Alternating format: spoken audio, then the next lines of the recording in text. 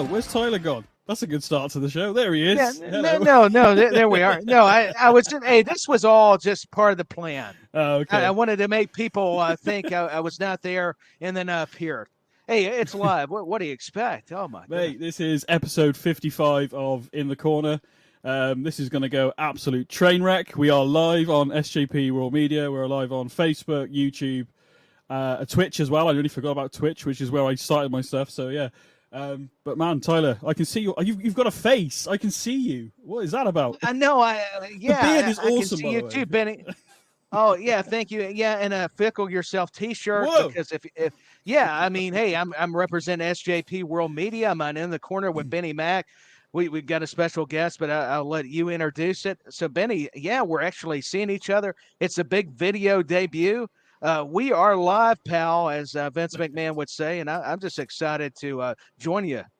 You got to say we are live, pal, every week now, by the way, because that sounded freaking awesome. I'm going to record that. Well, or we, I should have said, yeah, we're live, pal. There you go. I should have put a little McMahonism into it. That makes me want to sue you, to be honest. I didn't do that voice again. Oh, come on. Well, first of all, already we got people in the chat, which is freaking amazing, to be honest, which we'll get to in a moment, because speaking of beards, you got to be on your best behavior now, Tyler, because the wise man, I know, the guy that runs the place. So is that AJ Styles? Is he phenomenal as well? Is he the wise man, phenomenal wise man? Maybe this is new. Or is he the architect? Well, okay. Well, either way. So, speaking of impressive beards, there he is. You're all very, very kind. There's nothing special about this special guest, I'll tell you that. But thank you very much, mate. We appreciate you coming on for our first live show. I know it's really just to make sure we don't get too rambunctious, I guess is the right word. It's rambunctious. I never thought I'd say rambunctious, to be honest. Well, it's obvious you've not invited me on for any technical advice or help with running of the show. Oh no, I went no, but yeah, hang on, no. You've literally so we just about to go live. I said, so when this countdown ends, do we go live? And he goes, I have no fucking idea. Mags does all that, so maybe Mags was the guy. Mags was the guy. Should have been it. But yeah, now man, Tyler. Again, thank you for coming on, mate. You weren't on last week, obviously, but you've been on more than anybody since we started this show. This show started. Do you know what, Si? It's weird actually how we've done this. I've gone live at episode 55, which I didn't plan. It was just like, do you reckon I should go live, Si? You went, yeah, go on then. So, 55 episodes. Okay, cool. That's literally how the convo went, yeah. Yeah, go on then. That's pretty much how the convo. Do you want to do a show, Ben? Yeah, why not? What do you want to call it? In the Corner, maybe? That'll do. That'll do. It was all cool. But sounds good. I want to say hello to everybody in the chat, which we'll get to before we get into Night of Champions, by the way. I've actually got to manage stuff now, which is weird, because I'm so used to being like, recording and editing. Well, not that I edit anything anymore, Si, to be honest. I can't be bothered anymore. I just did it as I was live. But as I was saying, Money in the Bank is coming up, which marks a year of this show, which is insane in itself, to be honest. So that was amazing. The first show we did, or first show I did. Then with NJB, who just seems to be busy all the time. So maybe him and Tyler will meet one day. I have no idea. We'll find out. I hope so. I've been hearing a lot of good things, BenNy, and I just want to say I am just thrilled to join BenNy Mac and, of course, the wise man. The money's been under the table for a long time. So, pal, I'm going to irritate him because he's like, Tyler, why'd you even go there? But I can't help it. We're going live, and things are going to get dangerous. They are. Trust me. Man, yeah. Well, Wednesday, 7:30 going on. I am absolutely knackered already, mate. I've decided this new job, trying to rush back and get here to do this. So I'm just like, But, I mean, my brain is so full of random stuff now, of job stuff. I actually want to talk some wrestling for a change. Not that I ever not want to be honest, but there we go. I don't know what to do. Do we go chat first? So you're, chain wrestling. Let's go chat first. How do I do this? Yeah, let's have a look who's joined us. Say hello to everyone who's in the chat. Yeah. SJP World Media live on a Wednesday. What is this madness? Dan Griffin. Hello, mate. Thank you very much. Well, it is madness. You've got that right already. We're only 6 minutes in, so that's a good start. Away from the pages. I tried to say this to you. Thank you, Sharon. I appreciate that. It was a lot of work to get that put together. To be honest, that intro. It was but I didn't hate every second of it. To be honest, I enjoyed making it. So I'm just glad it's come together the way I wanted it to, if that makes sense. It's a brilliant intro. Absolutely fantastic. I appreciate that. It was awesome. Yeah, well, we haven't got to the credits yet. Still got that to go yet. No, I enjoy making it. This I appreciate it. Sorry, mate, letting us use this and cracking on, mate. To be fair, Mention that all, my friend. Don't mention that. yeah. Away from the pages, by the way, which is where is she? There she is over there. Your good wife, as you call her. Again, I'm more of an audiobook person, in fairness, so I'm not really. I haven't got the attention span. I'll probably get distracted in a minute and look over there anyway. But I haven't listened to all of it, but I listened to about the first 45 minutes of it, and I just got sucked into the conversation. I don't know what they're on about necessarily, but I was enjoying it. No, I did. No, the insight of how they write and stuff, and how they get their ideas, and how to. I think it was write for try and go for a certain amount of words a day, or do 15 minutes here and there, and just really good sort of insight, really, to be honest with you. So, I mean, what you have to tell me? Sorry, what days out? Saturdays, isn't it? Every couple of the weeks? first episode was out this Saturday, just gone. That because it coincided with the 2-year anniversary of Sharon's first book release, so that just dropped quite nicely. But it's going to be a fortnightly show, and I believe we said it was going to be on a Thursday. So you'll have to wait a week and a bit now for the second episode. But yeah, plenty already recorded in the bank and so on. So yeah, Sharon's doing brilliant. And it is a fantastic show. Really, I can't believe it's her first time doing something like that. She's incredible. She's the real genius behind SJP, I think, is what's going on. That's what I learned from that podcast, mate. It wouldn't exist. It wouldn't exist without her, mate. I'll tell you that. Dan Griffin, Evening Night TCF, not in the corner family, not Ipswich Town affiliated. Thank you, I appreciate that. Connor as well. Thank you very much. Connor knows Simpsons. Connor. Is it Connor knows Simpsons coming out soon? Am I allowed to say that, or have I ruined it? Yeah. I don't know. No. It's been announced. Yep, Connor's announced it. Yeah, really looking forward to that. To be fair, it's a project that Connor spoke about to me for quite a long time. So now that it's actually coming to fruition, and Connor's going to start working on this and getting some episodes in the bank before we start releasing and so on. Yeah, really looking forward to it. Apparently, you're the big boss man of SJP World Media, so not the wise man. According to Dan Griffin. I'm probably as sweaty as him, to be fair. I am at the moment. I'm nervous as crap, mate. Even though I've done this stuff before, this is a little bit. I don't know. Feels bigger all of a sudden. I don't know why. I'm already sweating. Look, I'm trying to get the. No, it does. So there's something about going live, especially doing video, because like BenNny was saying, we've been doing this in audio for so long, and I know he has even before I joined him. So I know this is a big change. But hey, he's going to do great, and we got Cy. If we're not motivated having Cy Powell, then something's wrong. I mean, I know I am. I just want to tell the wrestling fans, get you a T-shirt, too. We're going to sell merchandise. And by the way, if you don't like our opinions, well, I've got news for you. Read my shirt. I'll just leave it to that. There you go. Yeah, mate. I'm glad that you got your shirt. To be fair, didn't I say you were going to get a shirt out of your "Go Fickle Yourself" comment? There you go, mate. There's the shirt. Yeah, BenNny was already marketing, and thanks to Cy getting them out. I'm pumped up, man. I'm excited to join you all, and this is going to be fun. Let's get into it, man. I'm sorry, obviously, you don't really watch modern day wrestling overly. You do watch the bigger shows. You do watch, the Manias and the Rumbles and stuff. So your take on this is going to be quite interesting. But now I spoke about this on the show last week before Night of Champions, obviously. But where this match was going to be in terms of Seth Rollins and AJ Styles for the World Heavyweight Championship, I don't think there was any real doubts in most of our heads who was going to win that match. No disrespect to AJ Styles, but in terms of storyline, you can't. It's weird not to. You can't not have Roman in the main event, I guess, at the moment with 1,000 days and stuff. So yeah, I mean, it was going to be something I was going to ask you guys about actually, and people in the chat as well, if they want to shout out. It's two ways of looking at it for me, because I'm an old school wrestling fan. To me, the world title, your number one championship, should be the most important thing in the company. That's the way it was always done back in the 80s and so on. No, it should be the most. Yeah. But then, does that mean it always has to close the show to make it feel important? Or do we go with maybe a more dominating storyline? I spoke to Joshua Goodwin today for a recording for the NXT podcast that we do. Yeah. And he very rightly pointed out WrestleMania 18. You had the world title go on last, but nobody gave a shit by the time Hogan and Rock were finished. So which way do you boys think, and people in the chat, it should be done? Because both companies, AEW and WWE, did that this weekend. They put a match that was dominated by storyline as their main event, and their world title match was on earlier in the card. So both sides of the coin did that literally over the last couple of days. What are your thoughts? Go on, Tyler. I think there's a lot to be said if the storyline is so over like the Bloodline, and you made a great comparison, Si, with AEW. It's very story driven.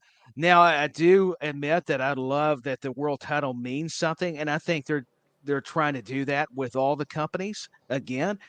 However, man, if you've got something that is drawing you in, your interest, and I mean, I've been honest, it's been the Bloodline for me currently, what Roman Reigns is doing. So that's why I agree it needed the main event. And to be honest, it was huge to have Sammy back to compete in Saudi Arabia. I mean, to me, that was also a factor. So I'd love to get Benny's thoughts and continue this conversation. But I think Si brought up a good analogy. A lot of times we think, oh, because it's got to be a world title, that needs the main event. But I'm glad you brought up the storyline. That's what drives it. So, yeah, that's very interesting. So, Benny, I'll throw it to you. The comparison to Rock Hogan, obviously, you know, I'm always the guy, like you just said, that back then especially, I was like, yeah, the world title should be closing the show. It should World Heavyweight Championship. But like you said, once that Rock Hogan match had finished, like literally the next match, I believe, was the World Heavyweight Championship match, and the crowd were, I wouldn't say the crowd didn't care, but I think they were so like exhausted from the, you know, all the chants and everything that was going on, basically. But in this case, Roman is very much a, I don't want to say like, well, he kind of is like a Brock Lesnar to a degree, but not as bad. But he's basically, I'm trying to get the bloody words out now. He's almost like a special attraction now, isn't he? Yeah, little and often though, isn't it? Right. So, you know. So, but again, my thought process is that the World Heavyweight Championship, yes, it's a new bout, and it's probably going to be a new bout to a lot of youngsters. But for me, this is the same bout that they, you know, unified. They've unified it a couple of times, haven't they? To be fair, but I can't remember the last time I did it was with Cena and Orton. I think was the last time they unified those bouts. But for me, this is the, you know, old WCW World Big Gold bout. I know it's a redesign, but the heritage is there, the history is there for that bout. But having it first, I guess it keeps it away from Roman. You've got to say, you know, unfortunately, at the moment, as much as I love that big gold bout from back in the day, and I think this is a continuation for me personally, they've even did a special on the network about all the World Heavyweight Championship matches, some of like the best, all the way back from like Flair up to sort of like relatively current day. But Brock is 1,000-day champion. You know, he's drip fed to us. But I tell you what, though, I guarantee you, anybody that's watching it now will be watching SmackDown this Friday. Yeah, because of what happened at Night of Champions. You know, you could argue that the Undisputed Tag Team titles are important, which they are because they're unified at the moment, whether they're ever going to split them or whatever. So I think in this case, as much as I'm a guy that should be World Heavyweight Championship, should be last if you're defending that world title, the story in this case has taken over the, you know, there were bouts on the line. It was the Undisputed Tag Team titles. But I can't really argue with their placing of it, to be honest. Yeah. No, fair enough. I was just curious as to what you're thinking. Yeah. It's hard one because, again, like I said, I would like it to be the main event. Of course I would. But then if you have Seth and then Roman on the same card, Roman's going to be, at the moment, Roman's going to be the main event. He's the undisputed Universal Champion, and he has been. And that's nothing against Seth Rollins, the World Heavyweight Championship, you know, in it, either AJ or Seth for me personally, but what those guys can build that title up now going forward, and hopefully, I don't know what's going to happen. I don't think we could get onto that's a different subject, I guess, but we could get onto Cody in a little bit. But I don't think Cody should go anywhere near that World Heavyweight Championship personally. I think he is the guy to beat Roman at, as of right now. You know, okay, interesting. If that makes sense. I think how it's going to go with that personally is that Brock's disappeared again. He's gone hunting or gone on vacation again or whatever he's doing. Gone back to UFC for all I care. I don't know. Yeah. But I think Cody will ultimately end up getting a shot at it, and then we probably will end up seeing Brock interfere again, so we get that third match in that trilogy, I guess. So, I mean, Yeah, that's my take on it. Anyway, I mean, what do you think of the match, though? Anyway, no, we're talking about that. What do you think of the match? I know it's opened up the show. What did you think of the AJ versus Seth? Either one of you, Tyler. No, I thought it was brilliant. I think these two they work so well together. You can tell they respect one another.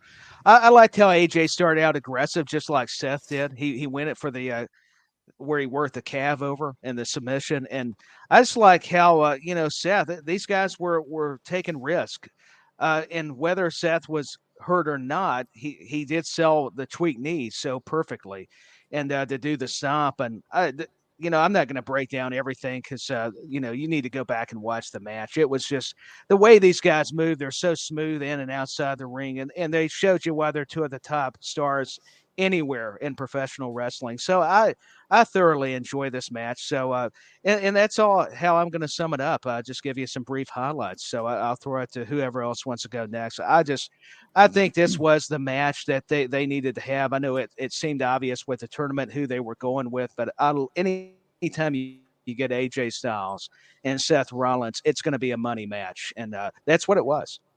Mm-hmm. Yeah, it's hard to see a bad match with either of them, to be honest. Especially those two together.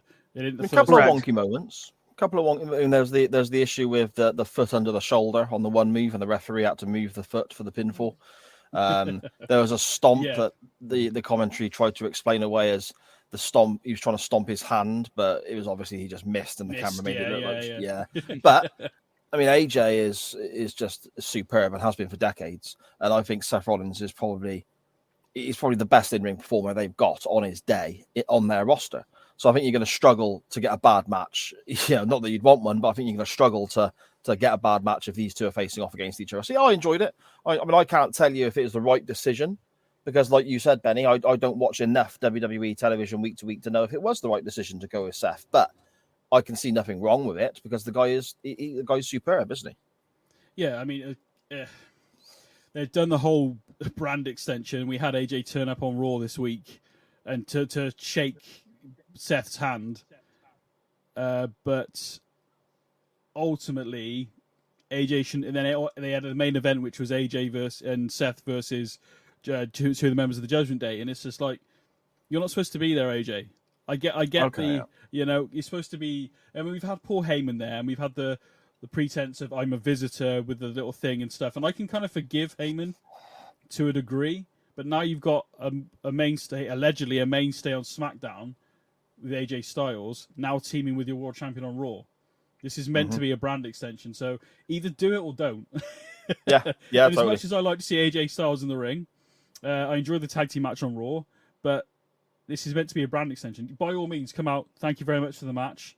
That was really good. That sets up AJ good to go to SmackDown on Friday. It's like, well done, AJ, but you didn't quite get it. But now you're back on SmackDown. Now you can concentrate on whatever you're going to do here. But to actually have him compete on a match on Raw, it's like, what was the point in the draft, really? I agree. It had me scratching my head. I'm with y'all. I mean, you're doing this draft, this brand extension, and AJ Styles should be exclusive to Friday nights. Why does he need to come out and congratulate Seth? Do that at a premium live event if you want to have a segment. Yeah. Just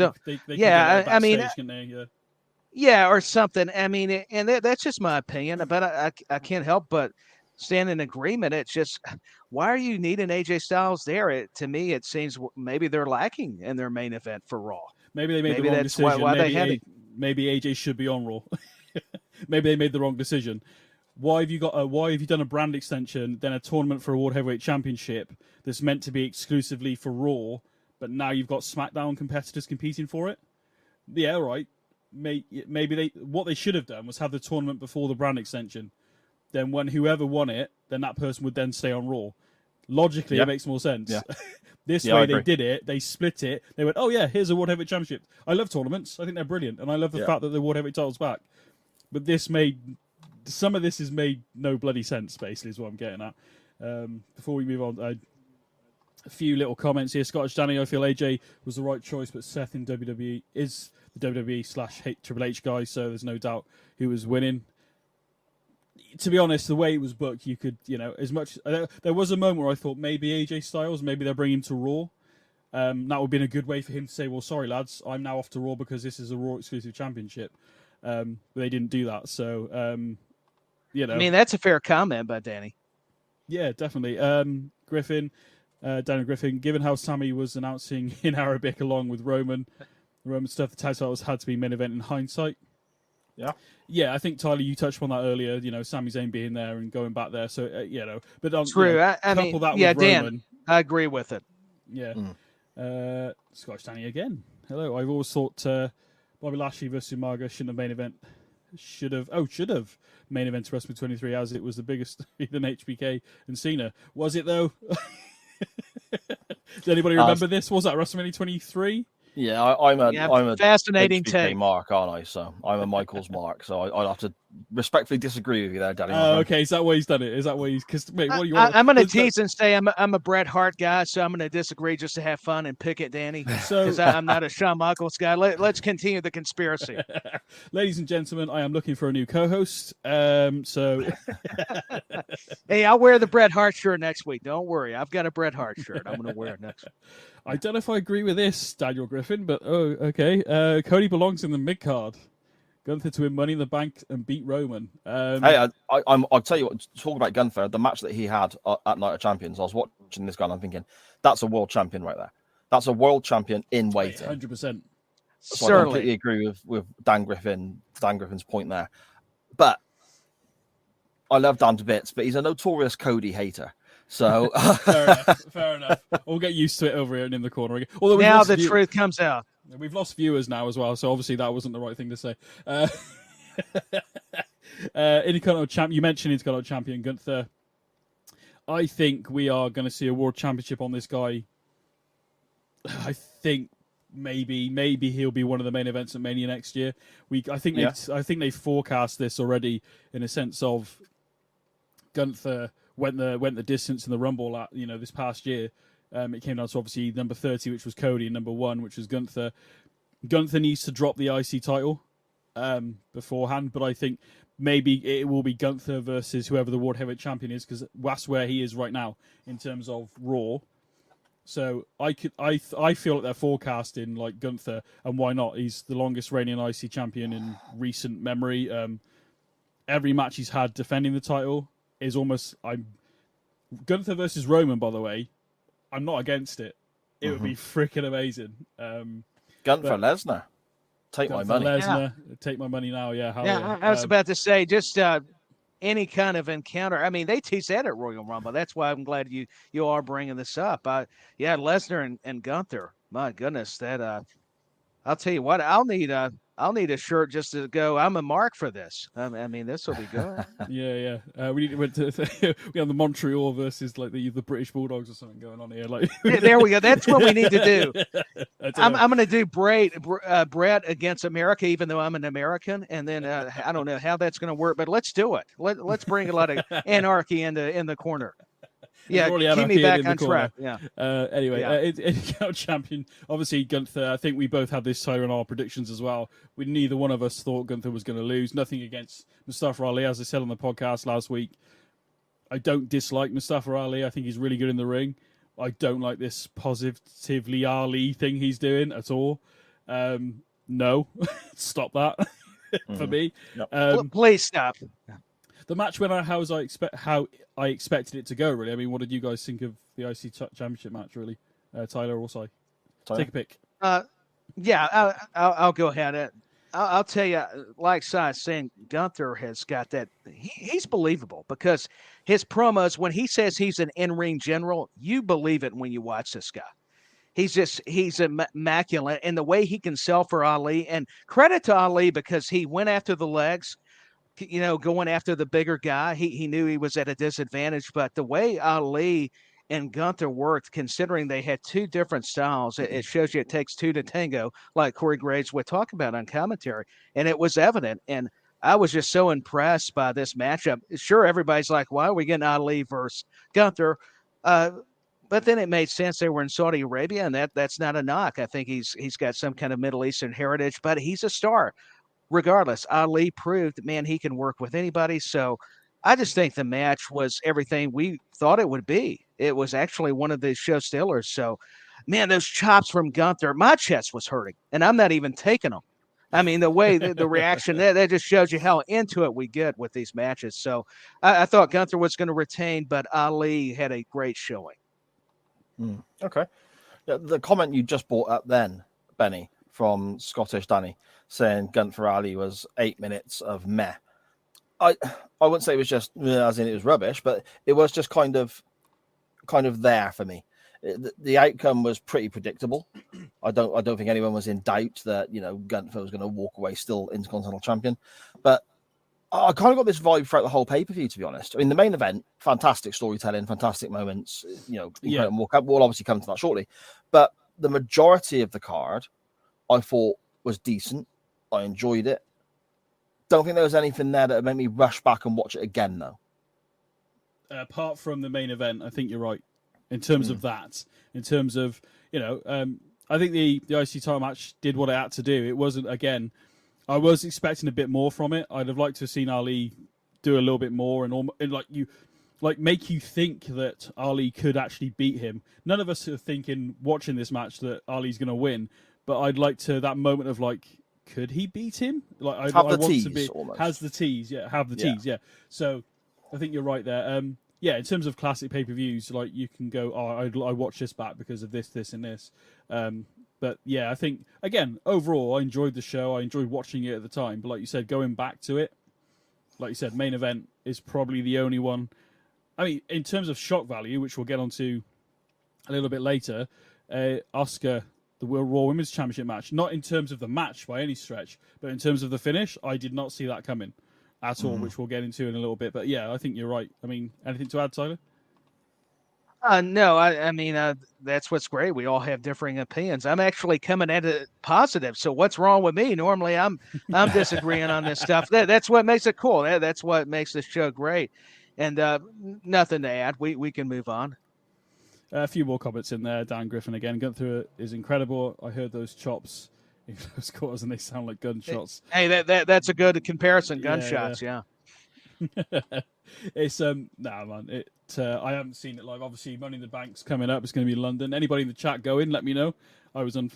The tickets were ridiculously priced when I looked at it. I'd love to have gone, but it is what it is. But it's over here, so we can watch it. A decent hour at least anyway. So that's maybe we'll do a watch along. I have no idea. That's way in the future. Speaking of Mare, although again, the interference was a bit of a surprise, but Trish Stratus versus Becky Lynch, as I said in the podcast last week, no offense to Becky Lynch, but I think the dream match here was, for me personally, I don't know about you, Cy or Tyler, but for me personally, I think Trish Stratus versus Sasha Banks, I think was the actual match people wanted to see. Maybe that's just in my own head, I don't know. I did like the Kill Bill outfit, I'll give her that, but that's about it really. There's nothing really in this match that made me... Yeah, Tyler. Yeah, I agree. No, this match, I'll tell you what, I go back to Trish coming back. It's been underwhelming. I hate to say it. I respect what Trish has been able to do for the women's division. She's been a trailblazer in a lot of ways. But her and Becky do not have the right kind of chemistry. That they did the best. But you can tell when most of the time we like the nostalgia acts coming back, the Hall of Famers returning. This was not the case for me. I wanted to see Becky Lynch actually win the match. I know it made sense for Trish to get an advantage because we're going to see, I believe, a continuation. And I'm with you. Zoe Stark, that element added and made it a little more exciting. And they tried. I mean, it's not that all the movesets look bad, but there was definitely some miscommunication. And I felt like these matches are becoming forced instead of it's a struggle. It's a fight, going to the old school mentality side like you brought up. I just have to agree with this one. It's just, and with the whole rivalry and buildup, I felt like they didn't let anything breathe. It rushed a little bit instead of getting established. What do you guys think? I think there might be an issue with Trish Stratus herself not being as good as they're portraying her to be. And again, I'm not. I mean, no disrespect to Trish Stratus whatsoever. She was hugely important in the progression of women's wrestling in the WWF. And I say that because elsewhere, Stephanie McMahon would not have you believe this, of course, because Stephanie McMahon was responsible for the women's revolution on her own, if you listen to her. But places like TNA and someone were doing groundbreaking stuff with women's wrestling before the WWE were. We all know about the bra and panty matches, the swimsuit matches, the evening game matches, and all that sort of nonsense. Just an excuse to get, attractive ladies on screen for 5 minutes. Women's wrestling, Trish was the first in WWE in the modern era who really came along and did better than that. And by the time she had to learn on the job. But by the time she retired the first time, she had become a quite capable performer. And Lita was obviously her main foil in that as well. However, if you go back and watch that stuff, I mean, at the time, 2001, whatever it was, you go back and watch that stuff in comparison to what we were getting from the likes of Stacy Keibler and so on in their evening gown matches. Yeah. It was head and shoulders above what we'd already seen. But you look at that now in comparison to where we are in 2023 and the standard of where women's wrestling in the WWE has gone, it's very primitive stuff from Trish and Lita back then. So whereas she's got this iconic name in ring, I think she just might not be able to hang with the modern day competitors because they are that much better than her. And again, not taking anything away from Trish. She was a hugely important role and stepping stone into where we get now with regards to the in-ring product in the ladies division. But she was even Trish in her prime, in her youth, probably wouldn't be able to hang with what some of these ladies can do now. And I think that's a bit of an issue that's being exposed, maybe.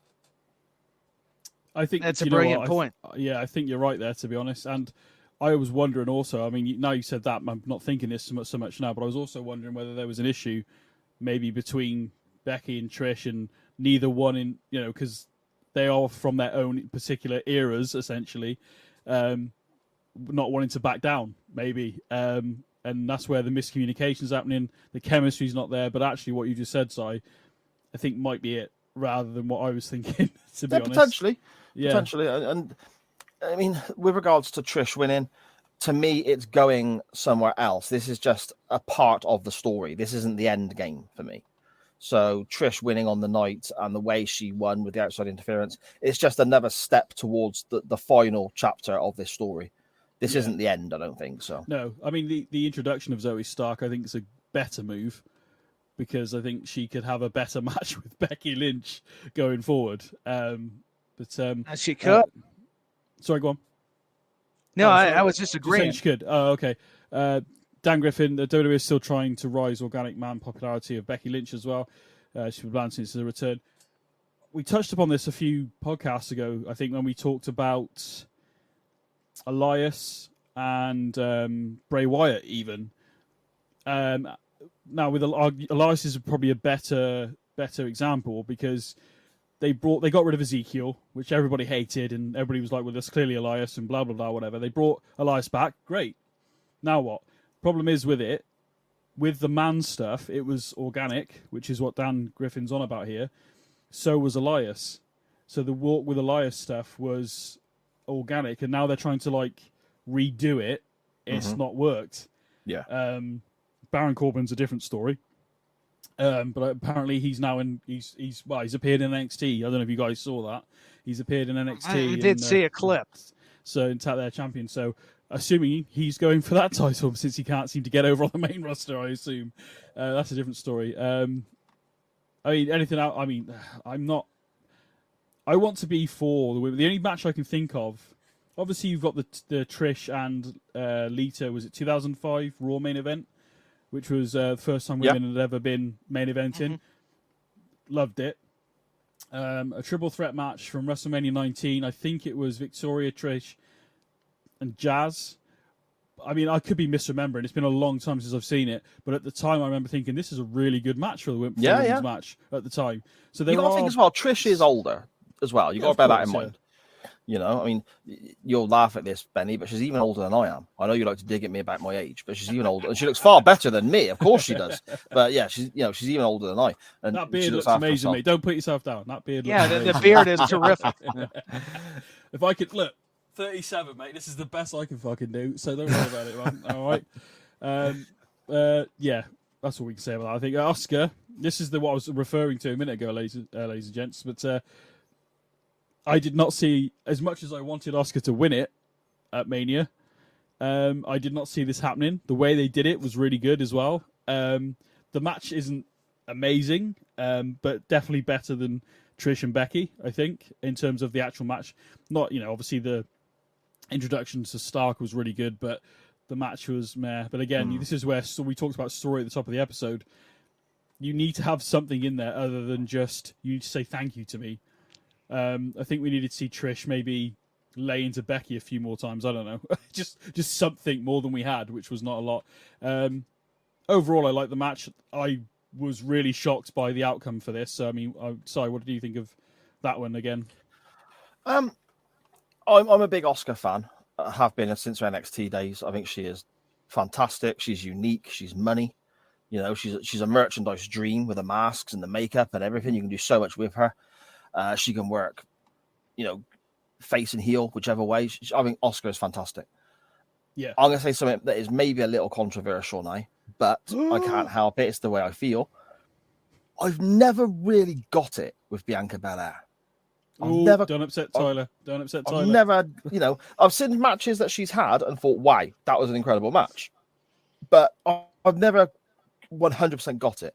This match is another one. I'm going to steal Scottish Danny's phrase. It was a bit meh. It wasn't bad. It wasn't rubbish. It wasn't terrible. But at the same time, it didn't blow me away. But the finish, I thought was really clever. Well, that was very well done. Yeah. That's the best. I agree with that. I did not see this coming. Me and Tyler both went Bianca Belair to retain. Didn't give it much thought, to be fair. Yeah, again, like Trish and Becky match, not a lot of substance, especially with this one. Not a lot of substance other than Asuka coming out and spitting in her face. Okay. Now what? Oh, it's a rematch. Okay. There was nothing in there for me to go, I must see this match, which is what wrestling should be. Yes, you're going to have your fillers. I get that. But we all want to see, I would assume off this card alone, we want to see the crown of a new world champion. I get that. But Brock, Cody, and probably the main event is probably, no offense, obviously Mustafa Ali and Gunther. We want to see Gunther do some chops and stuff, but where's the reason why I need to care other than a championship? Sometimes you do need more than just a championship on the line. But again, is this maybe in a similar way to we spoke about with Trish and Becky? I don't feel this is the end of this story. No, of course. Because not, no. the mist in her eyes has come into play, and Asuka's, if they were talking about it, Corey Graves, was saying on the commentary, you can call it underhanded, you can call it sneaky, or whatever words it was he used. Yeah. And to me, that you've got an instant rematch there, haven't you? You've now got a reason for booking the rematch because of the way Asuka won the title. So that adds to the story. So maybe that's the case. I also think as well, sometimes some of these matches aren't helped by the atmosphere. Because you're in this dome and the atmosphere, different wrestling fans from different countries react in different ways. And, UK fans are crazy.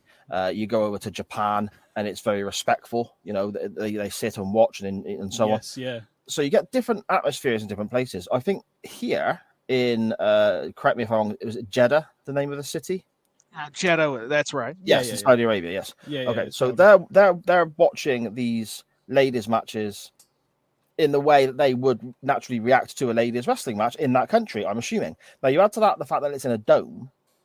I can only think of a handful of wrestling shows that are in domes where the atmosphere is electric.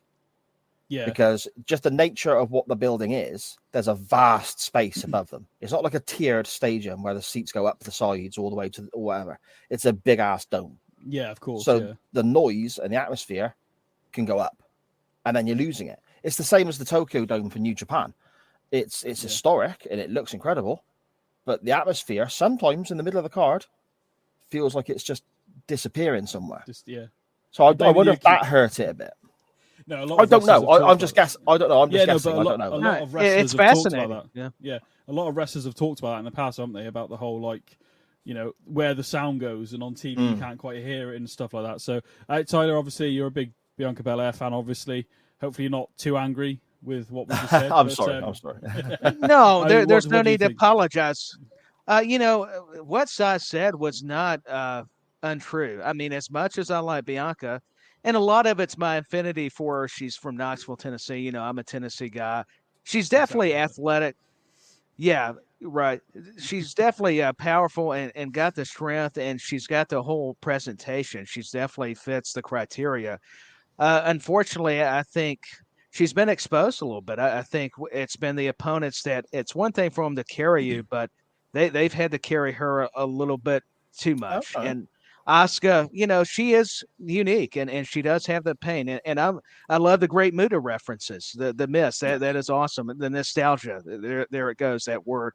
And as much as I like the EST, maybe it was the right time. They let her have her 420 days.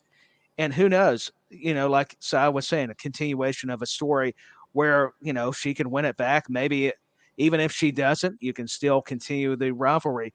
But I did feel like Asuka had to come out, kicking and working the arm. And where Bianca, unfortunately, she does some of them, all of them. Part of me do a lot of these spots where you've got to do the backflip into the moonsault. I kind of get tired of that spot. I think you need to change it up. And I think that's the only thing I've noticed with certain talent, especially even Bianca. And I am a fan of her. Don't get me wrong. Just like we were talking about Trish. No disrespect to Belair, but I think the fans back in Puerto Rico at Backlash and even in North America were yearning for a change. And whether that had anything to do with the booking decision here, it explains maybe why, to Sai's point, Asuka's got this unique popularity. She's got a following, and she'll bring an edge and a difference to the women's title for Raw that Bianca is kind of lacking right now. Maybe this is a good way to build back up Bianca, too. You could look at it from a lot of different ways. Yeah. Do you well, obviously, whether Simon might better answer it as well. Obviously, you're not as regular, but Tyler, do you think this is a time maybe, and obviously not maybe based off this story, but is it time for Bianca to maybe turn and maybe go heel? You think I think I don't know if it'll be better, but she definitely needs some kind of altercation in her character. I think people are kind of getting over the whole, I'm the EST. I'm going to hug and kiss your kids, the babyface stuff. She's definitely pulled it off, and it's kind of tough because you've got this heel Asuka. I don't know whether it's not that you can't have a heel versus heel matchup, but they may be kind of waiting because of that factor. But I do think Bianca needs to have some aggression, even if you're not going to turn her into the villainous persona. At least, maybe make some wrinkles to her overall character development. Give her some attitude. We've seen baby faces with attitude. I'm not comparing them, but hey, Stone Cold Steve Austin, Bret Hart. Even though he eventually became heel, that's when they got better. Yeah, I know. Shawn Michaels, too, for all those HBK fans. Here I go. I actually like both of them, by the way. I wanted to be funny. But, what Sai was saying, I couldn't help but agree with. And I know people were surprised because even BenNny thought, Tyler's going to take offense and be – and yes, I'm a Bianca fan, but I think we have to respect when things are truthful. And what you guys were saying, at least Sai for right now, was. And I can't help but say she's kind of been exposed a little bit. And that's not always meaning exposed in a bad way, just maybe what she can do sometimes in the ring. Okay. Yeah, mate, I think you've hit it on there. I think maybe a change in attitude doesn't necessarily have to be heel, does it, I suppose? But definitely maybe stop the smiling. You've got now, Oscar's got my championship. Show me some fire. Have a bit of an yes. That's absolutely. Yeah, mate. You need to be every week, mate, because we always go, what word can we use? Oh, edge. Fight. My GCSE B in English has served me well, mate. I've got by on that for about 30 years. I got an 8 in English. Oh wait, no, it might have been a B backwards. I don't know. I'm only joking. Do you want to go back to Trish quickly? Dan Griffin. Trish did well as any 47-year-old. Who had only relatively limited in-ring exposure compared to when we get nowadays. So yeah, he's got a fair point there, to be honest. Yeah, I think he's right. Yeah, he does. We gotta go to here quickly. Sharon, Bianca is a great heel. I think would be a good move for. There we go then. So there's a few little things here and there that people. Well, I don't want to keep going on about it, but bloody Baron Corbin, Tyler, as you well know, and obviously saw you listen to the show. I know you do. I do. Like when he was with JBL, why is he still coming out to that stupid casino music? Why is he still dressing the same? Why is he not in suits? Why is he not talking down to people? He already does that anyway. Why not? And I don't mean repackage him as a new JBL, but he's with JBL. Why not make him this snobby, even worse than he already was? and it hasn't gone anywhere. And obviously, even, or was it JB? I can't polish a turd, which is a great line, I think, that he said a couple of weeks ago. It's about a month ago, isn't it now? And Baron Corbin has been floundering ever since, really. But yeah, let's move on to before we get to the good stuff, I guess. Yeah. Again, I've already made my feelings known about this. To be fair, anybody listens to the show regularly, when Natalya came out, what was it, Tyler? 3 weeks ago, give or take. It's been a few weeks. Yeah, when she came out to rescue. I can't even remember who Rhea was beating up. That's how little I care about it. I was trying to recall. I can't even remember. Bad, Forgive me. But Natalya comes out. She's wearing all black. And I'm like, she's staring down Rhea Ripley. And I'm thinking, she's going to turn heel here. Nope, we're just going to get a bloody match at Night of Champions between. And I've got no disrespect for Natalya or anything like that. She's survived the the PG era and all that stuff, and she is good in the ring. I don't dispute that at all. In that moment when I can't remember who Rhea Ripley was beating up, I honestly cannot remember. I was waiting for Natalya to blast whoever that was to turn heel, and that should have been the moment she turned heel for me. She should have blasted whoever it was. My mind is, I can't remember, but when she came out, because she was dressed in black, which we never see. She does like a black, purpley, pink heart thing, obviously, because she's Natalya and all that. But why? I just feel she's very stagnant for me. So, but yeah, I mean, obviously Rhea. I don't think any of us thought Rhea Ripley was going to lose. Rhea Ripley's one of the top people in WWE right now, male and female. To be fair, obviously you got Roman, who's, for sure, no pun intended, head of the table. But Natalya is definitely popular as popular can be right now. So that's kind of my thoughts on it, really.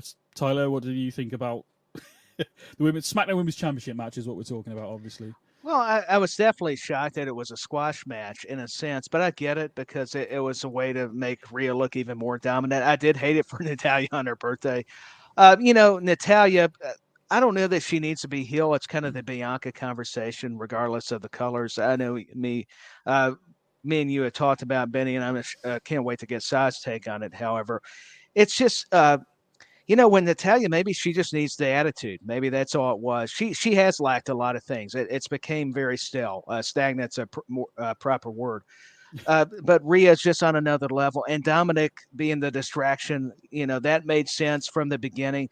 You just hate if they're going to travel to Saudi Arabia for them not to have a little more time. But I get the decision for Rhea to just decimate her. I mean, eradicate her, that's another thing they use for Rhea Ripley. So I don't know. There's not much to really dissect other if you're looking at storylines.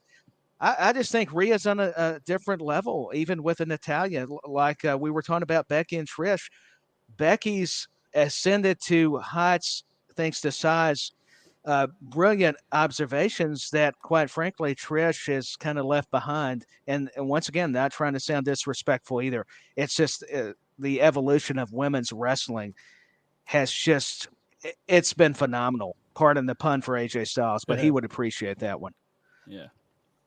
I don't, yeah. It was just it's a match that was there.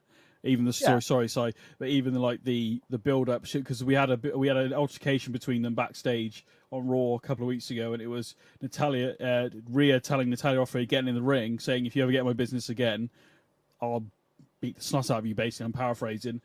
And then Rhea Ripley then issued a challenge to Natalya. It should have been Natalya pressing Rhea Ripley, getting involved again, attacking her, calling her a bitch. I don't care. Just do something other than, I'm going to challenge you because you stuck your nose in my business 2 weeks ago. But Natalya's done nothing since. She's actually stayed away. Rhea said, stay out of my business or I'm going to get you. So Natalya stayed out of her business, then Rhea challenged her to a match. So sorry. Okay. Sorry. It just made no sense to me, all right? Yeah, the way you explain that, it doesn't sound very good. I think this match was exactly what it needed to be. I don't think Rhea Ripley should be doing anything other than squashing someone like Natalya at this point in their respective careers and this point in their respective character developments. I think you're talking about Natalya turning heel, wearing the black and so on. I think it might be incredibly difficult at this point in her career to repackage Natalya convincingly, because we've seen her in the same guise for so not impossible, don't get me wrong, No, but no. we've seen her in the same guise for so long, and she has worked heel, face, whatever, but still the same character. I think it'd be incredibly difficult to repackage her and be believable to the level that it would be accepted all over the place. With regards to Rhea Ripley, though, I agree with Dan Griffin in the chat. Absolutely fantastic. This woman is a star, and smashing Natalia is completely the right way this match should have gone. I mean, you can't build up a megastar having them struggle to overcome every opponent. I mean, you look at how Goldberg got his big rise. There you go, yeah. He smashed through the whole mid card in 90 seconds. Yeah. Didn't matter who they were, and that made Goldberg. I'm not saying that Rhea Ripley should do the same thing, but you can't elevate Rhea Ripley if she's being made to look competitive against, or if Natalia, is being made to look competitive against Rhea Ripley at this respective times in their careers and where they're going on the card, I think. Yeah, no, I can't really add to that, mate. Like I said, I already ranted about it, but it was the whole story made no sense to me. It was literally a stay out of my business. Natalia then disappeared for a couple of... We didn't see her, I don't think. And then Rhea's challenged her to a match. And unless I missed something on Raw Talk, maybe there was something on there, because they do some things on these... Could have been, but I'm with you. There wasn't a lot to put it together other than, hey, let's just have this match, and maybe that was the result. Hey, she's going to get squashed anyway. So there we go. We'll move on, to be honest. Brock Lesnar versus Cody. I think I got this wrong in a sense of Tyler, you got this right. You actually beat me on this pay-per-view, by the way. And I'm going to keep bragging. Yeah, we won't talk. Well, Money in the Bank's coming up, mate. I'll get it back. But in my head, it made sense. I think I said this on the podcast. Instead of going with my head, I went with my heart, and I wanted Cody to win. But not when I said that. We weren't sure about the arm and stuff, and obviously the way they've done it, it's been fairly good. But yeah, I went with Cody Rhodes. So I wanted Cody to win. But yeah, again, this was what you kind of expect a Brock Lesnar match to be. To be honest, for me, what about you guys? Either way. Yeah, pretty much. Pretty much. I mean, a couple of small little complaints, I guess. What is the proper term for the armbar finisher? Is it Kimura lock? Kimura. Yeah, Kimura. Kimura. Okay. Apologies. No, sorry. This guy has done MMA. He's a monster. Look at the size of him. Well, yeah. And he's applying this hold that in kayfabe, in WWE storyline in the past with Triple H and so on, he's broken people's arms. Yep. Cody already has a severely injured arm. And then you've got this UFC champion applying this submission hold onto Cody's bad arm, and Cody doesn't tap out, and he's in this hold for a very long time. I struggle to suspend my disbelief over that. That was a bit of a step too far. But Cody getting beaten here, I can understand, because I feel like Cody is being given his mountains to climb. If you look at when he came back from his injury, it was all rosy, wasn't it? Everyone expected him to go to Mania and beat Reigns. Majority of people expected him to beat Reigns. Yeah. Me and Tyler didn't. I will say, me and Tyler didn't. We were both like, no, this is not happening yet. Yep. Okay. The only time you were right. I feel that if it had gone along the lines that people were a lot of people then were expecting it to, a lot of people have now moaned that it didn't happen, you'd have had Cody, he comes back from his injury, wins the Rumble, cuts a few promos, gets brilliant responses, beats Roman Reigns at WrestleMania, boom, had his moment in the sun. Then, because the way people are and so on, he'd have got turned upon. To me, the big thing is with any wrestling situation, whether it's a TV show, a pay-per-view, a storyline, everyone should always be thinking, what's next? Yeah. So if that happened with Cody, where does he go next? He's overcome Roman. Yeah. So you got the rematch. That's a good point. He'd have had to move on to somebody like a Lesnar then, potentially. But you couldn't have had him drop the belt after a month, because that makes a mockery of the guy. So he'd have to have beaten Lesnar. All of a sudden, he's overcoming all the monsters. Yes. So effectively, any legs that Cody's character had in that babyface role from the Rumble return onwards would have been done and dusted within 6 months. Yeah. It would have been done. Yeah. So now, he's lost to Roman, sat in the ring all mopey, and then the chicken flew past him and whatnot, but sat in the ring all mopey and sad. He's had these promos and moments on TV where he's talking about still wanting to go on and win the big one. He's beaten Brock, but it was booked very much in a way that he out wrestled him in one move. It was done very well. Yes. And then in the rematch here, he's injured and he's been destroyed. To me, Cody is being given his mountains to overcome. And eventually he's going to overcome those mountains, and potentially at next year's Mania, who knows? That's when he'll have his crowning moment. I think that's kind of where we're going with this. I think Tyler will agree with that as well. I mean, what do you think of the Brock? I mean, very quickly, you're just saying about it's trying to show Cody's got heart and he's not willing to quit so easily and all that kind of stuff. I like the fact they did a callback to Backlash with the reversal where he popped his hips, but Brock then reversed it again in a different way. Storytelling. Brilliant storytelling. But in terms of the injury, like you said, I think you're right. Maybe not the first time, but when he locked it in again, it shouldn't have been so long for him to pass out, or he should have tapped. It doesn't. I understand they're trying to do the Austin Bret Hart thing. There's a little Bret Hart plug for you, but that's essentially what they did, wasn't it? They did the Bret Hart Stone Cold thing from 13, I think it was. That's right. So, I mean, Tyler, before I hog up too much time, this has all been a very fascinating conversation, and what Si said, that's what I love about these kind of programs. It brings up a lot of points I don't think about it all the time when I'm viewing a matchup. I do agree with Si's point. What I did love, I'll just go to that about this Rhodes and Lesnar matches. I did like how Rhodes knew his back was up against the wall, literally against the corner here, where he was having to use his cast as a weapon. Now, I did like that part of it. Because, I mean, you're going to have to get desperate. I mean, you've got this beast. Literally, you've got this guy that can destroy you. We all know his accolades. I mean, even Cody's put him over. But he's showing no fear. Even Michael Cole says you have to be crazy. I'm kind of paraphrasing it for you to win a match against Brock Lesnar. But yet Cody, like you guys are saying, he's showing a lot of heart, a lot of wherewithal. I like how Si said mountains to climb. Because I think, like, me and you have talked about BenNny. He didn't need to beat Roman Reigns, I think, just because he's a star coming from AEW and he's been there already in WWE. You don't need to always have him win the big one all the time, because like you guys are talking about, it's going to make, if they do it in Philadelphia at next year's WrestleMania, feel that much more special, have a bigger feel to it if he's able to do it then. And I love the fact that Brock turned on Cody. Some people were complaining about it, like, oh, Cody never gets a break. That's part of the beauty of storytelling.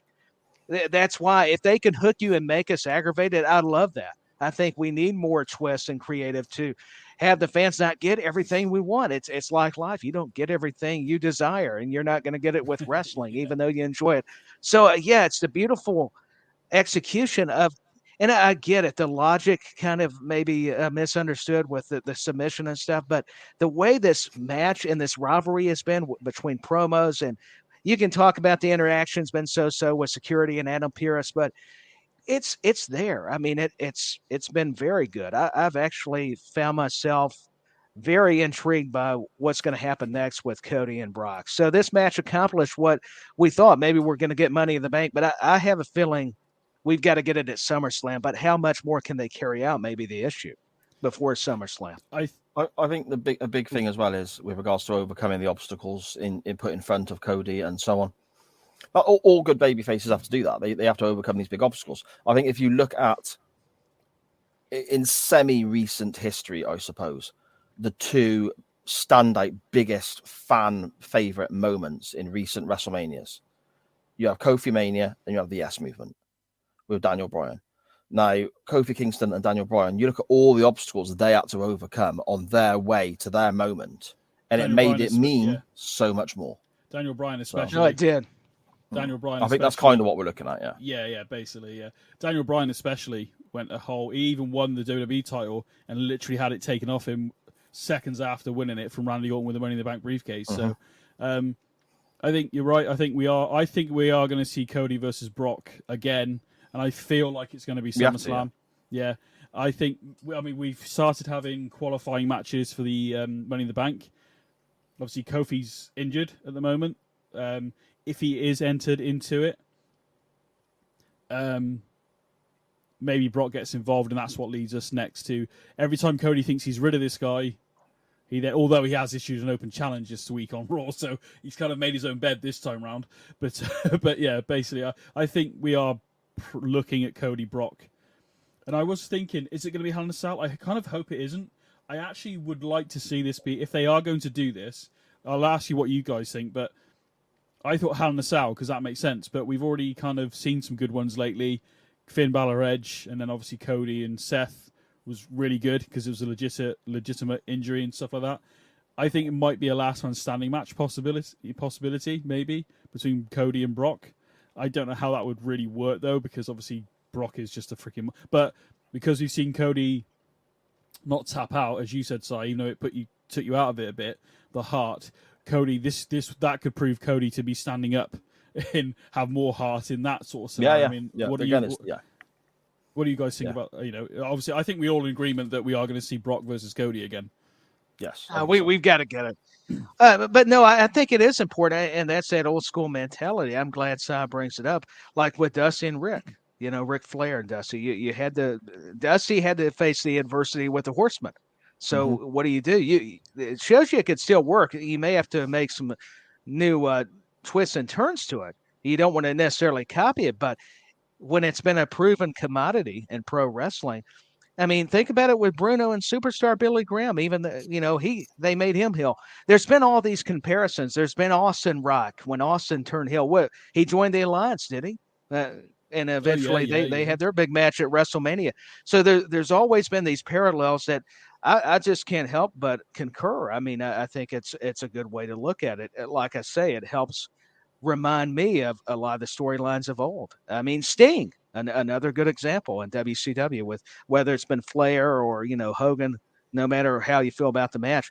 I mean, I'm glad you bring this up because this could be for another whole podcast of just talking build up baby faces or heels. I mean, it's very the dynamics are very intriguing to me. Again, everything Tyler's just listed, it's the babyface overcoming adversity. It's climbing that mountain.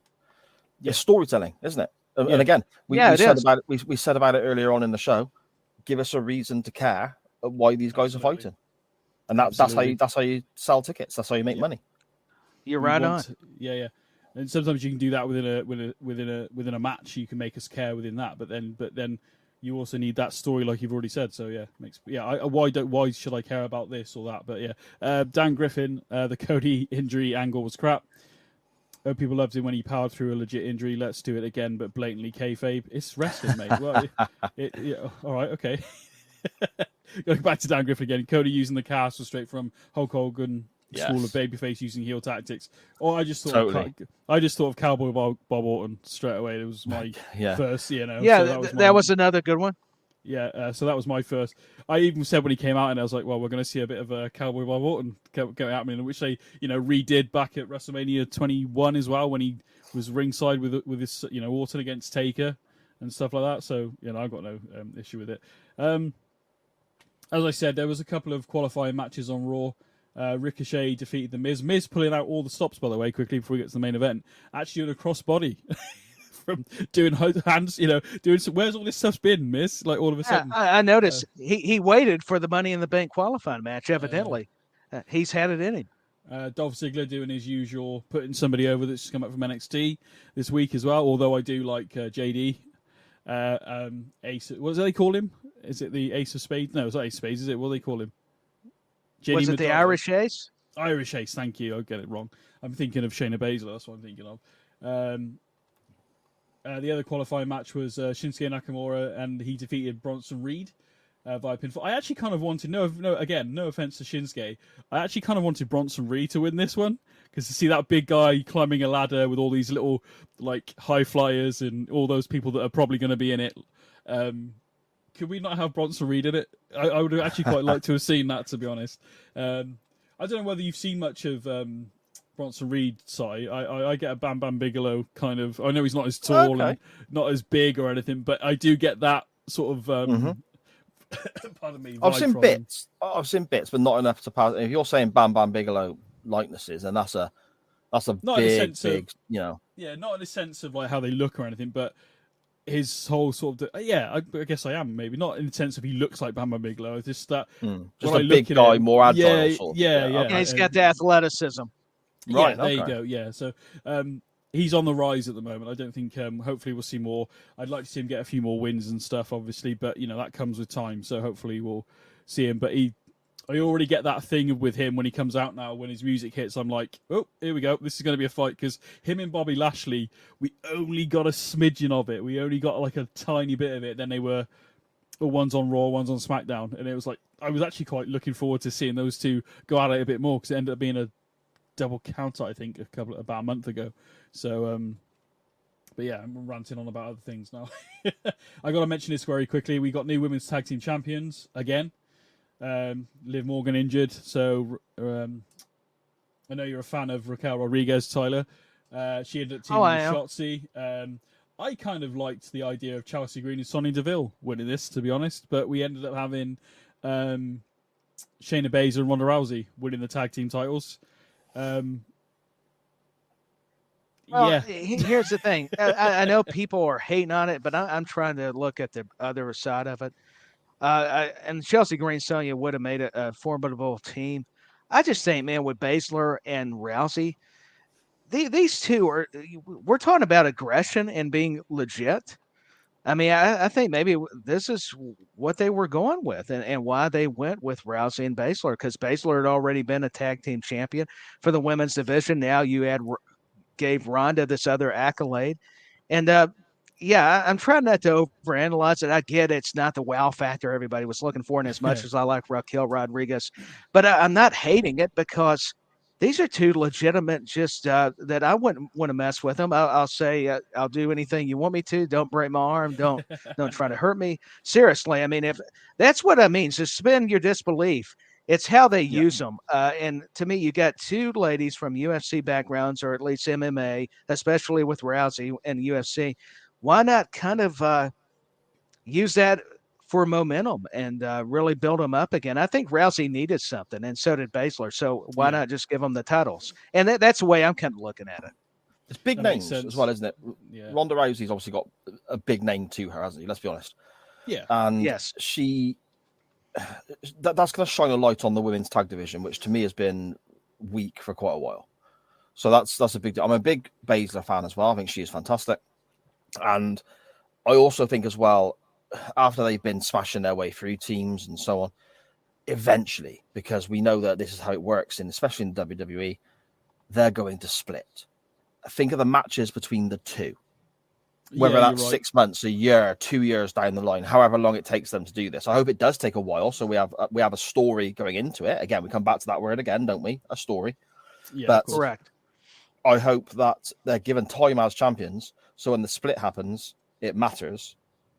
And then we can have some fantastic drag-out brawls between these two ladies. And again, coming back to legitimate badasses beating the crap out of each other. There's money in that for me. And somebody take my money again. I do love Shayna Baszler. It's just like the Brock Gunther analogy. Yeah, somebody. Yeah, I'll be there. I enjoyed Shayna Baszler's work in NXT. I thought she was brilliant. I expected a lot, but again, there's a lot of these people that come up from NXT, the old NXT, the gold and black and gold brand as it was. That some of them did, and some of them didn't. And I've always thought that I don't think Shayna Baszler's been women's champion actually since she's been on the main roster. I could be wrong on that. I'm not sure. I don't think she has, though. To be fair, I don't think so either. But don't quote me on it. Anybody in the chat, give it a look. I'm pretty sure she hasn't because I thought. The ace that she was down in NXT, I loved it. And again, then she started doing that whole arm kicking their arm thing down when they bend the arm down. It was like it made my arm twist. I think I'm hurting already, guys. Please, oh my god, that's when it's good. I mean, it looks good. Yeah, it's when Gunther does the chops, isn't it? It's that equivalent of like, ooh, right. or Pete Dunne manipulating the fingers. Ouch. I mean, he doesn't do that anymore, does he? He doesn't do it enough. No, come on. Main event then, undisputed WWE Tag Team Champions Kevin Owens and Sami Zayn do defeat Roman Reigns and Solo Scott. I thought they were going to go a different way with this story. Before I give my take, Tyler, what did you? Obviously, you got it right. So, or hail Tyler. Well, thank you. He is the head of the table this week. Well, this week, I thought going back to storytelling, what we've been discussing for I don't know how long now.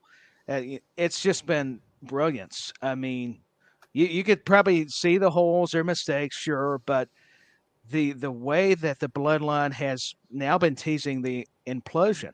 Finally, we're seeing the cracks in the armor. I mean, they've been saying this on commentary, really getting this story over and how they should do it.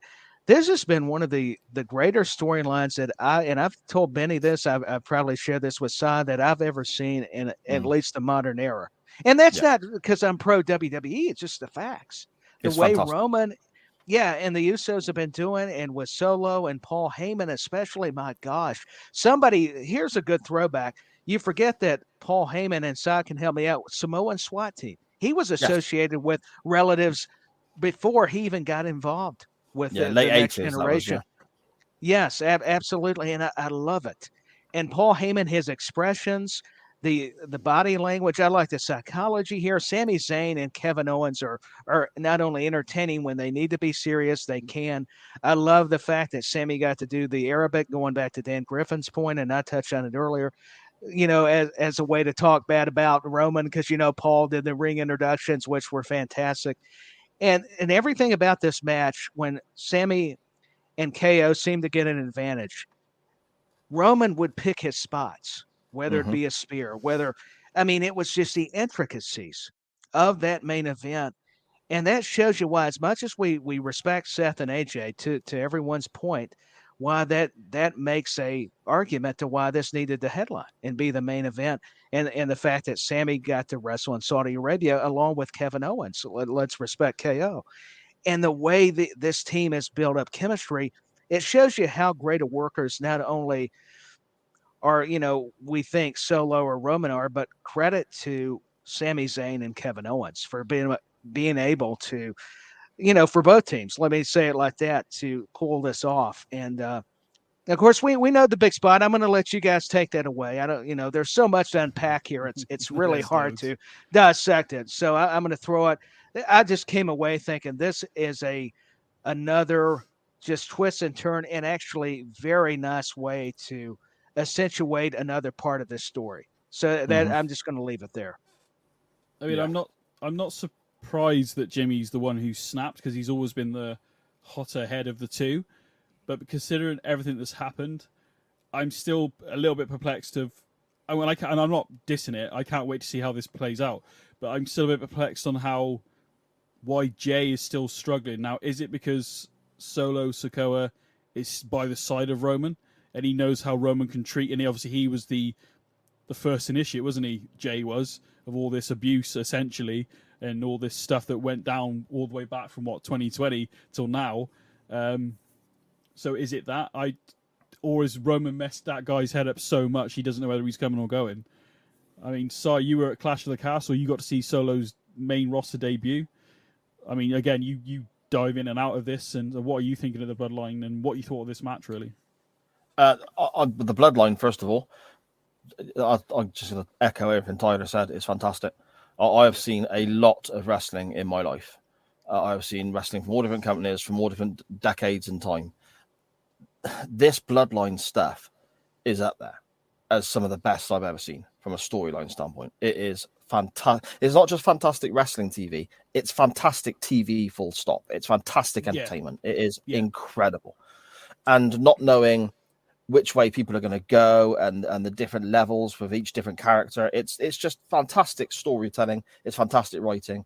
And fair play to the guys in these roles. It's fantastic performances, because you can give somebody the best script, I suppose, for want of a better phrase.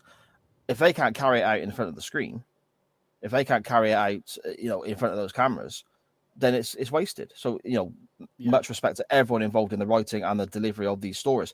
The Bloodline stuff is awesome. With regards to the main event of this pay-per-view, it's quite easy for me to sum up, really. Good match, great storytelling.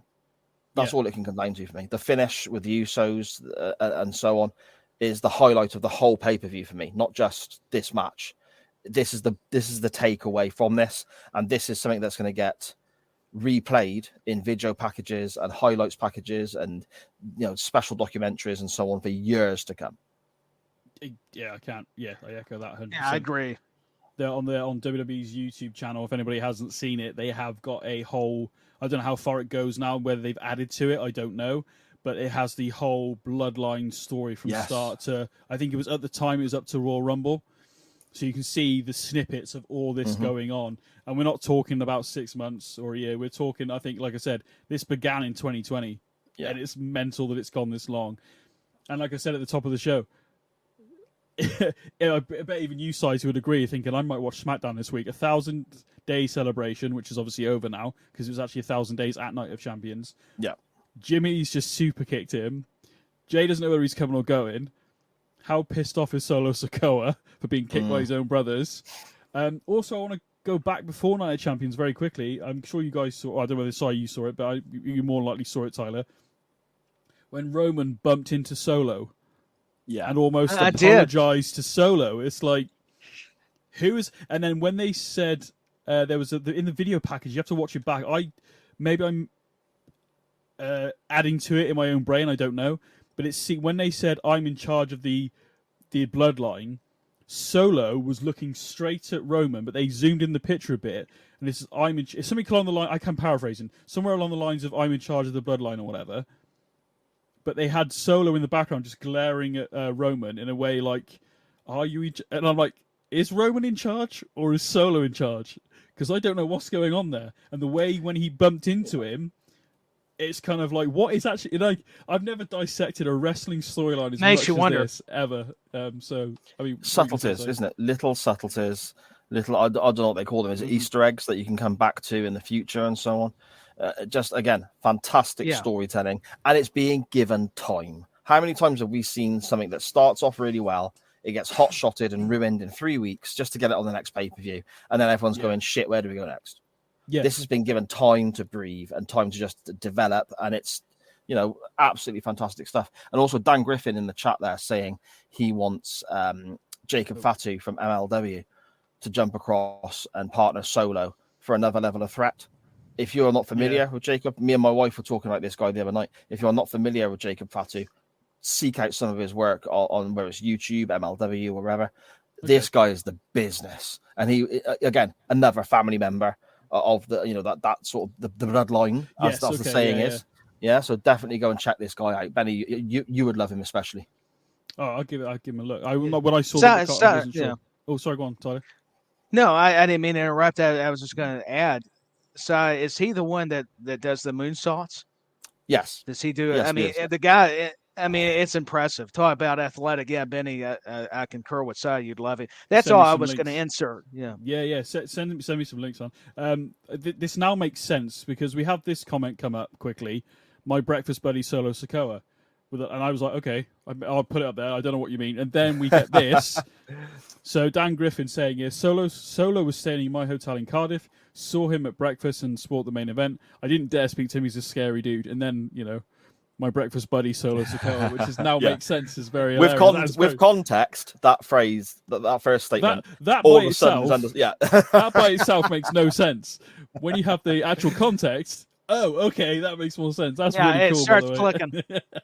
Perhaps they just both enjoy the same restaurants or something, and meets up with Solo maybe so. Again, but, as you obviously before the event, I questioned whether we should have the main event as the world title and blah blah blah. But it's as much as we had already spoke about at the top of the show, it makes sense for this to be, the main event and stuff. I mean, I enjoyed it from start to finish. The intros, Sammy, and all that kind of stuff. I very much enjoyed it. It was a good match, to be fair. But I'm not going to lie. Do I remember all of it? No. What do I remember? Jimmy kicking Roman Reigns in the head. That's what I remember. And the line of him, he's already laid out Roman, and then he's to Jay. I'm doing something that you should have done a long time ago, and then did it again. Mm-hmm. And once you can kind of say maybe in anger because the way Roman's been pushing him, and this is not a one-off thing. This has been happening quite a lot. You can maybe in that moment he's just lost his fuse is gone, and maybe they could have gone down the route of, oh my god, what have I done? But no, Jimmy is very much, I am done with your ass. So I'm very much looking forward to. Thank you, Dan Griffin, by the way, for trying to confuse me deliberately. Thank you very much. Brilliant. I mean, are you going to be watching SmackDown?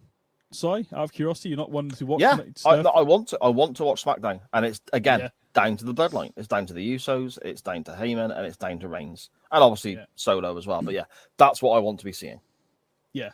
So I think what we've taken from this event really, in that you said we wouldn't watch it back, maybe not for a while, but the matches like you said, it's there. But I mean, the World Heavyweight Championship, that's history being, at the moment we are days into this. We're not that far in. In a year's time, you can go, oh yeah, I saw that when, the people that saw Seth Rollins become the first NXT champion at the time, okay, cool, right, this is new, this is interesting. And now it's referred to a lot because he was the first ever NXT heavyweight champion, essentially. So things take time to build, as we've already pointed out, the bloodline. Cody, you laid that out perfectly, Si, earlier, with the Cody story. Yeah, okay, he could have come back, won the Rumble, and won the title. Then what? Yeah. It will mean, as Tyler said as well, it will mean a lot more, as we're all assuming, WrestleMania next year, when we've had that entire story told, on the way to the championship. And obviously then we've got the story with the championship after. So, I mean, Tyler, any last thoughts on Night of Champions? I thought, hey, if nothing else, like you guys were saying, we're going to remember the, Jimmy Uso super kicking Roman and Sammy getting to be in Saudi Arabia. I love how you brought up how Seth and AJ, Seth winning that world title, Triple H congratulating him. We may kind of gloss over some of the moments. I'm not meaning the bigger ones, but some of these matches, but it'll still, when we go back and revisit it, it'll start clicking with us. Hey, wait a minute. This is a little bit more sentimental than I remember. And I loved having Son here. I love, of course, talking to you, Benny. I get an education. Honestly, I do. I'm a fan myself. So it's a good way to look at different perspectives. And I'm with you guys. One thing I think we all agree on, man, we love good wrestling, but man, when the storytelling is present, it makes everything better. And that's my takeaway. So, hey, nothing much else to add. I've just, once again, this has been fun to do it live, do video, and I'll tell you what, if nothing else, hopefully I don't scare away your viewers, but I'm here. And, we need to have some first before we can scare anybody, so don't worry about it. No, it's fine. Si, thank you very much for joining us for the very first live show. Thank you for the invite, mate. Thank you. I've had an absolute blast talking to you boys. You've done fantastic. Wouldn't think it was your first live outing. Absolutely fantastic stuff. I've really enjoyed it. So yeah, here's to many, many more, boys. I appreciate it, Si. Thank you, sir. Yeah. Oh, do you want to plug anything, Si, before we end? I've the got show? Loads to plug, mate. Loads. No, I've anything I'm involved. Yeah. Anything I'm involved in, you can find by the network that carries this show. That's SJP World Media on Facebook and Twitter, and all your podcast players, platforms, and providers. And we got stuff covering all sorts: modern day wrestling, such as this, nostalgia, standpoint, old school wrestling with Nitro Nights looking at WCW, a bit of silliness on a Monday evening with chain wrestling. We've got the Doctor Who pod, we've got the Waiting Room podcast looking at time travel TV shows and so on. There's so much going on there. We've got Away from the Pages looking at the book world and speaking to various authors and so on. More shows coming all the time. Benny mentioned it earlier on, a Simpsons podcast coming very soon. There's all sorts, live sport coverage coming soon, all sorts going on. So at SJP World Media is where you need to be for all of your, I suppose, content needs. Is that a saying? I don't know. Sounds good to me. You don't like the word content creator, though, do you? I don't when I first met you. You don't like it. I remember when I first met you. I don't know why. I don't know why. It's like there's a few things that make me. Because you're an old man. That's why. Thanks, mate. Thanks. Content creator is a term I'm not comfortable with, and I dislike it when people start calling me, the wise man for a fucking start, Tyler, and stuff. I can't help. Hey, if it gets you going, it's worth it. Go fickle yourself is what you should have said. There you go. But no, honestly, just tell me. I've had a great time. No, I appreciate it. Tyler, let us know where you're at, mate, as per usual, what else you're doing. And Sure. I'm at Dustin Tyler 86 on Twitter. I'm also not only on In the Corner here on SJP World Media, I also do Back When, and we are going to get an episode recorded. I know me and Danny both, our schedules are crazy. Trust me, we're going to get one in. We've already been in talks. Speaking of negotiations, there you go. And, Wrestle Buddy, I'm thankful I joined Josh DeBoard on there, also a fellow teammate here at SJP World Media who does RSH. Fantastic show there as well.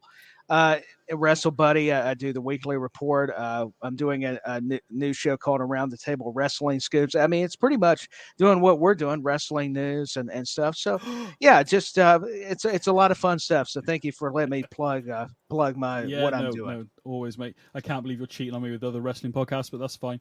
Well, hey, wait a minute. I didn't think it was a marriage. I'm in my bad. Go thick with yourself. No,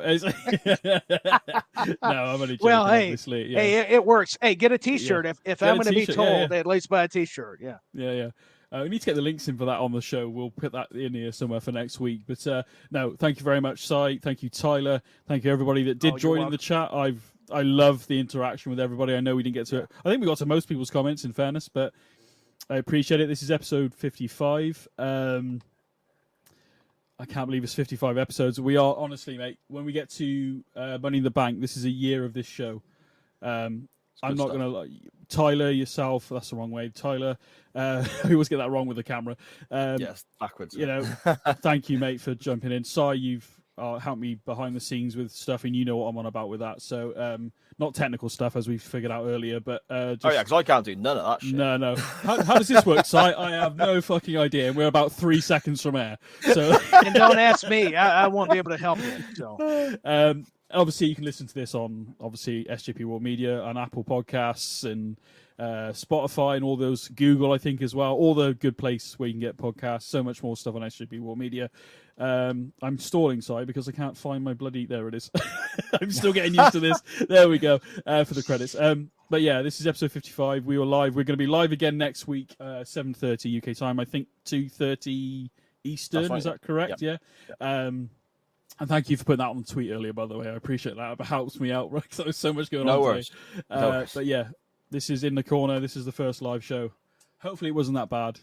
But if it was, we're still going to be back next week regardless. So see you later, guys. To see if I succeed, to see if I believe, they're looking up to me. They want the best of me now, best of me now, best of me now, best of me. They want the best of me now, best of me now, best of me now, best of me.